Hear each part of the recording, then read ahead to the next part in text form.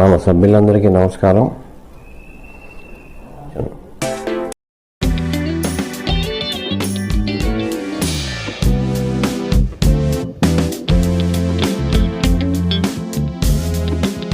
Hi friends, this is Sahadev Varma.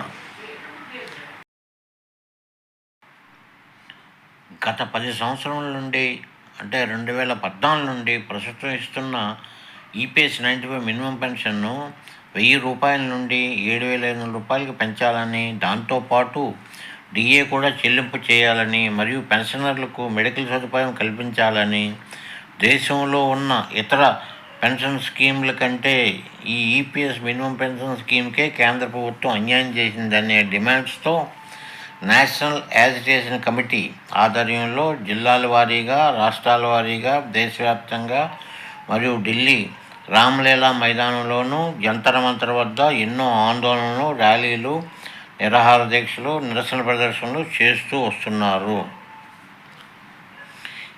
ఈ 10 సంవత్సరాల కాలంలో 2014 నుండి 2026 ఇప్పటి వరకు నిత్యావసర వస్తువులు రేట్లు విపరీతంగా 100% నుంచి 400% రేట్లు పెరిగిపోయాయి.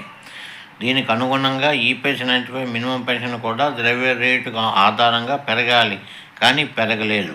కేవలం ఈ 1000 రూపాయలతో పెన్షనర్లు, అతని భార్య ఇద్దరు కలిసి ఈ అధిక ధరలతో ఏ విధమైన వైద్య సదుపాయం లేకుండా ఈ సంఘంలో ఎలా బతకగలరు అని దేశవ్యాప్త ఈపీఎస్ 95 పెన్షనర్లు ఈ బీజేపీ కేంద్ర ప్రభుత్వాన్ని డిమాండ్ చేస్తున్నారు.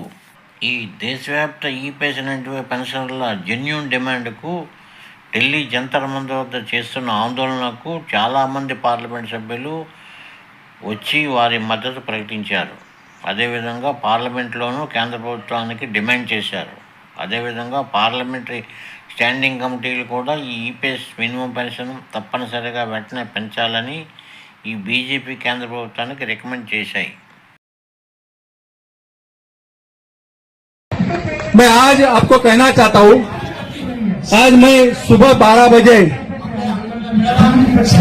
आपके विभाग के मंत्री जी इनसे मिला और मांग की कि कई बार मैं आके आपको पत्र दिया है। देश भर से जिस उम्र में घर में बैठना चाहिए, जिस उम्र में परिवार के साथ गुजरना चाहिए, उस उम्र में यहाँ आकर इतनी धूप में, कड़ी धूप में आंदोलन करना पड़ता है। उन वरिष्ठ नागरिकों को, उन ईपीएस 95 लोगों को राहत देने के लिए आप जल्दी से जल्दी निर्णय लेना चाहिए। मांडविया जी इस विभाग के मंत्री जी है, उन्होंने मुझे आज आश्वासन दिया है जल्दी से जल्दी आपको इस बात में न्याय देने की कोशिश करेंगे। मैं बोला जल्दी से जल्दी तो हम कई बार बोले, कितने दिन में देंगे? तो उन्होंने कहा ये खुशी की बात, इतने दिन गए, इतने महीने गए, साल गए, कई दिनों में आपको उस बारे में जानकारी देके ये प्रश्न पूरी तरह से हल करने की उन्होंने मुझे आश्वासन दिया है। ఈ బీజేపీ పార్టీకి సొంత కార్మిక అనుబంధ సంస్థ అయిన భారతీయ మజ్దూర్ సంఘ్ బిఎంఎస్ యూనియన్ ఈ నెల ఆగస్టు 17వ తారీఖున దేశవ్యాప్త ఆందోళనలు చేపట్టింది. అందులో దేశవ్యాప్త కార్మిక సమస్యలతో పాటు ప్రధాన డిమాండ్గా ఈపీఎస్ 95 మినిమం పెన్షన్ను 7500 రూపాయలుగా చేయాలని కేంద్ర ప్రభుత్వాన్ని డిమాండ్ చేయడం జరిగింది. అదేవిధంగా ప్రముఖ బీజేపీ నాయకులు, BJP parliament member doctor K Lakshman garu మొన్న జరిగిన పార్లమెంట్ శీతాకాల సమావేశాల్లో ప్రత్యేకంగా ఈపీఎస్ 95 పెన్షన్ల డిమాండ్కు మద్దతు తెలుపుతూ ఈపీఎస్ 95 మినిమం పెన్షన్ను 1000 రూపాయల నుండి తప్పనిసరిగా పెంచవలసిన ఆవశ్యకత ఎంతైనా ఉందని, ప్రస్తుత ద్రవ్యోల్బణం కారణంగా నిత్యావసర రేట్లు పెరగడం వల్ల ఈ సీనియర్ సిటిజన్స్కు సోషల్ సెక్యూరిటీ కింద సదుపాయాలు కల్పించాలని, దీనిపై వెంటనే చర్యలు తీసుకోవాలని వారి సొంత బీజేపీ పార్టీ అయిన ప్రధాని నరేంద్ర మోడీ గారుని వెంటనే కలుగు చేసుకోవాలని పార్లమెంట్లో కేంద్ర ప్రభుత్వాన్ని వేడుకున్నారు.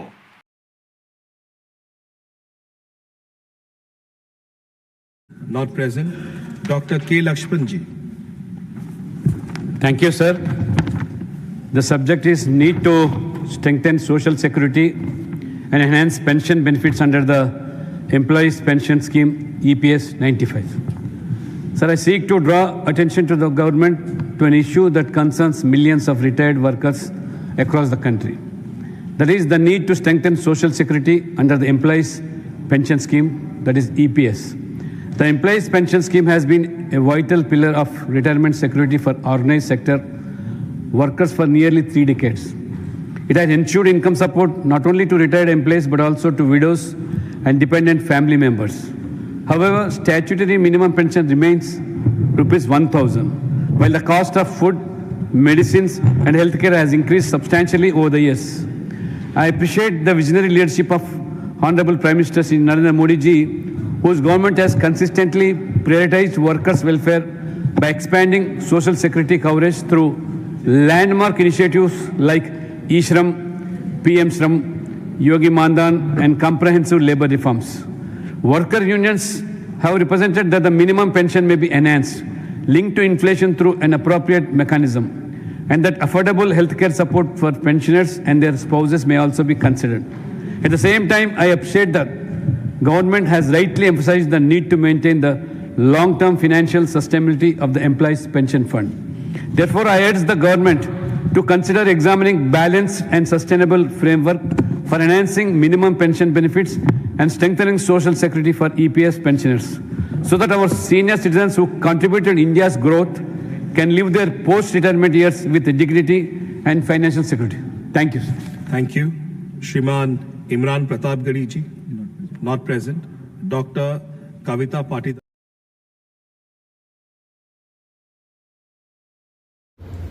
नमस्कार, सादर प्रणाम। आज हम लोग बात इसलिए कर रहे हैं, आज की 14 अगस्त है और आज बात करने का प्रयोजन ये है कि हमने जो कैंपेन चलाई थी कि जितने मंत्री जी है, सांसद है, उनको ईमेल देना है, पत्र देना है और प्रधानमंत्री जी को ईमेल की कॉपीज जगह जगह से भेजनी है। इस कैंपेन को हमें बहुत अच्छा प्रतिसाद मिला है, रिस्पांस मिला है और पूरे देश से ये एक्टिविटी हो रही है। इसका नतीजा ये हुआ कि कई सांसदों ने लोकसभा, राज्यसभा में हमारे प्रश्न भी उठाए हैं। मैं यहाँ पे उल्लेख करना चाहूँगा बी लक्ष्मण जी, जो हमारे हैदराबाद के राज्यसभा सांसद है, जो हमारे कार्यक्रम में भी आए थे। बीजेपी के सांसद होने के बावजूद उन्होंने ये प्रश्न जोर शोर से उठाया है, उनका धन्यवाद करते हैं। बाकी सभी सांसदों का भी जिन्होंने ये काम किया है।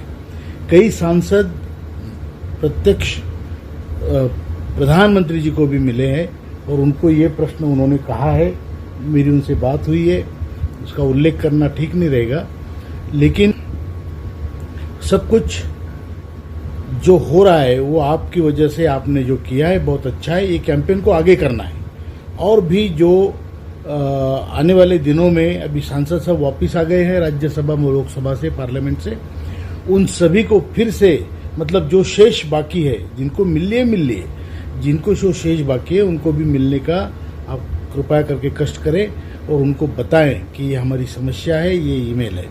अब देखिए, कोशियारी कमेटी 2013 में बनी, 2026 में बम्बई कमेटी बनी और उसके ऊपर हमने जो नोटिसेस भेजी है, अभी तो फाइनल नोटिस है, अल्टीमेटम है, और इसके बावजूद अगर काम नहीं होता है तो बहुत बड़ी समस्या हमारे लिए भी और सरकार के लिए भी खड़ी होगी। तो इसलिए इसको सीरियसली लीजिए और जितना हो सके इस कैंपेन में हिस्सा लीजिए।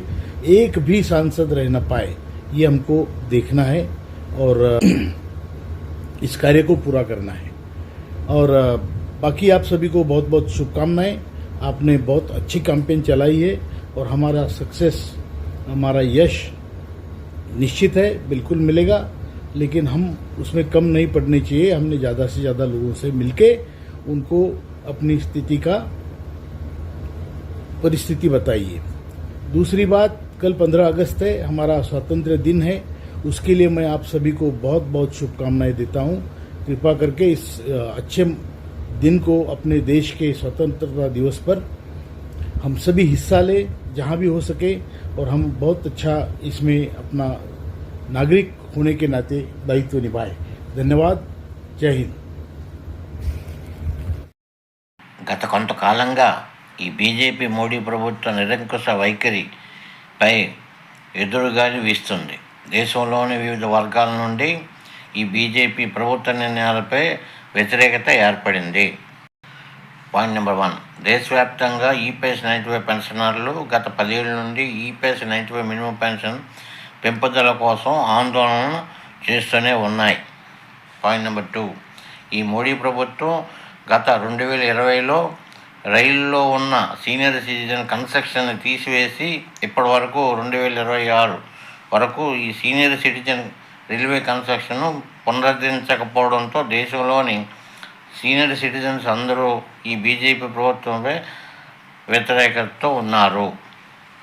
పాయింట్ నెంబర్ 3, దేశంలోని విద్యార్థులు, నిరుద్యోగులు, యువత, జంజీ, కాక్రోచ్ జనతా పార్టీ కార్యకర్తలు ఈ మోడీ ప్రభుత్వ నిరంకుశత్వానికి వ్యతిరేకంగా దేశవ్యాప్తంగా ఆందోళన చేస్తున్నారు. పాయింట్ నెంబర్ 4, ఈ మోడీ ప్రభుత్వానికి వ్యతిరేకంగా రైతులు పంజాబ్ నుండి ఢిల్లీ వరకు అతిపెద్ద ట్రాక్టర్ ర్యాలీ ఆందోళనకు దిగారు.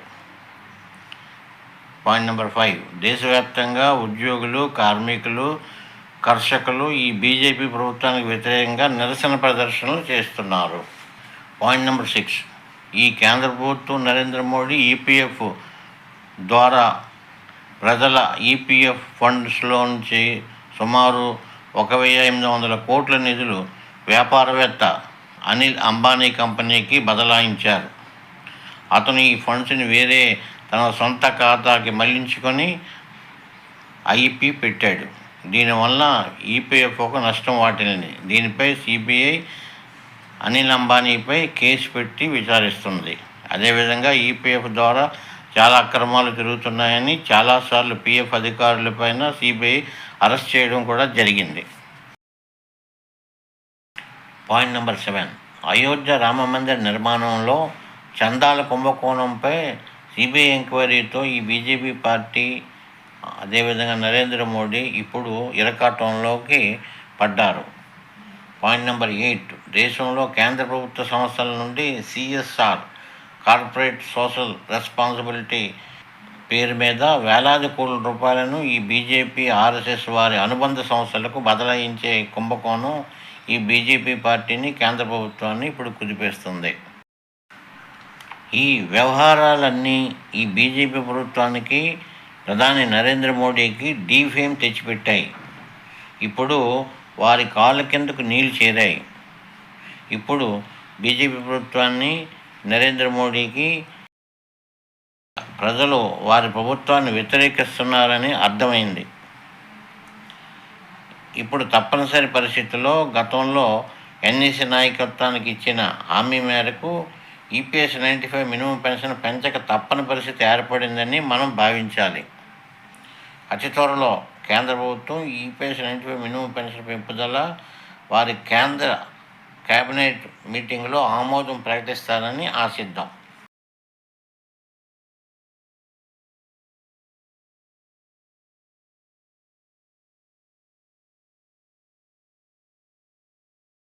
Let us hope for the best.